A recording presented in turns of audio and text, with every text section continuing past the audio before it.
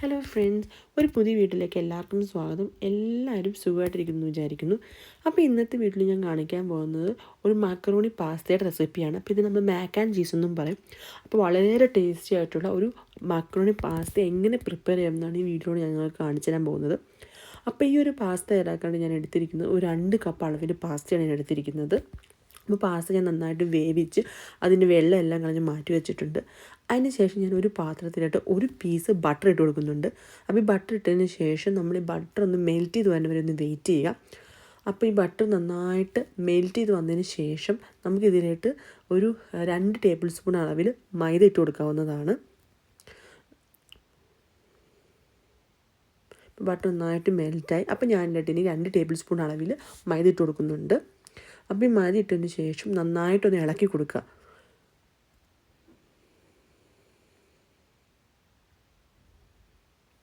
അതിൻ്റെ കളറെല്ലാം മാറി ഒരു യെല്ലോ കളറായിട്ടുണ്ട്. അപ്പോൾ ഈ ഒരു സ്റ്റേജ് എത്തുമ്പോഴത്തേക്കും നമുക്കിതിലായിട്ട് ഒരു 2 കപ്പ് പാൽ ആഡ് ചെയ്ത് കൊടുക്കാവുന്നതാണ്. അപ്പോൾ 2 കപ്പ് മിൽക്ക് ആഡ് ചെയ്യുക.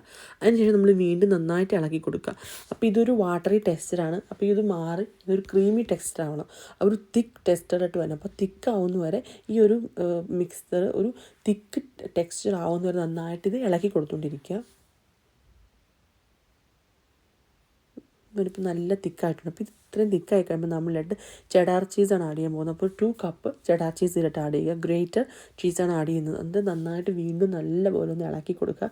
നല്ല രീതിയിലൊന്ന് ഇളക്കി യോജിപ്പിക്കുക. അപ്പോൾ നല്ലൊരു ക്രീമി ടെക്സ്ചറായിട്ട് മാറും. അപ്പോൾ ഇതിൻ്റെ കളറെല്ലാം ചേഞ്ചായി നല്ല യെല്ലോ കളറിലുള്ള ക്രീമി ടെക്സ്ചറായിട്ട് മാറും. അപ്പോൾ തിക്ക് ക്രീമി ടെക്സ്ചർ ആവുന്ന വരെ നല്ല രീതിയിൽ ഇളക്കി കൊടുത്തുകൊണ്ടിരിക്കുക.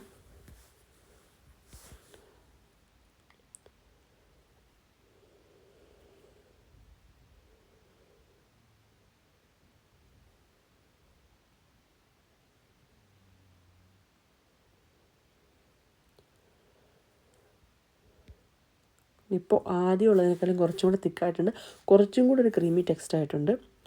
അപ്പോൾ ഇങ്ങനെ വന്നൊരു നമ്മൾ നല്ലപോലെ ഇളക്കണം. ഇപ്പോൾ നല്ല കട്ടിയിൽ നല്ല തിക്ക് ക്രീമി ടെക്സ്റ്റായിട്ട് ഇത് മാറിയിട്ടുണ്ട്. അപ്പോൾ ഇങ്ങനെ വന്നു കഴിയുമ്പോൾ നമ്മളിതിലോട്ട് ആഡ് കൊടുക്കാൻ പോകുന്ന ഒരു 1/2 ടീസ്പൂൺ അളവിൽ ഗാർലിക് ഗ്രാനുൾസാണ് ആഡ് ചെയ്യുന്നത്. അത് ആഡ് ചെയ്തതിന് ശേഷം 1/2 ടീസ്പൂൺ അളവിൽ തന്നെ ഒനിയൻ ഗ്രാനുൾസ് ആഡ് ചെയ്യുക. അത് കഴിഞ്ഞിട്ട് നമ്മൾ ആഡ് ചെയ്യാൻ പോകുന്നത് ഒരു 1/4 ടീസ്പൂൺ പെപ്പർ പൗഡറാണ്. അപ്പോൾ നിങ്ങൾക്ക് കുറച്ചും കൂടി എരിവ് വേണമെന്നുണ്ടെങ്കിൽ നിങ്ങൾക്ക് 1/2 ടീസ്പൂൺ ആക്കാം. ഞാൻ തൽക്കാലം 1/2 ടീസ്പൂൺ ഇടുന്നില്ല, 1/4 ടീസ്പൂൺ മാത്രമേ ഇടുന്നുള്ളൂ. അതിനുശേഷം ഉപ്പ് നിങ്ങളുടെ പാകത്തിന് ഇടാവുന്നതാണ്. ലാസ്റ്റായിട്ട് നമ്മളിതിലോട്ട് ആഡ് ചെയ്ത് കൊടുക്കാൻ പോകുന്നത് ഒരു 1/2 ടീസ്പൂൺ അളവിൽ മുളക് പൊടിയും കൂടിയാണ് ആഡ് ചെയ്ത് കൊടുക്കാൻ പോകുന്നത്. അതിനുശേഷം നമ്മളിത് നല്ലപോലെ വീണ്ടും ഒന്ന് മിക്സ് ചെയ്തെടുക്കുക.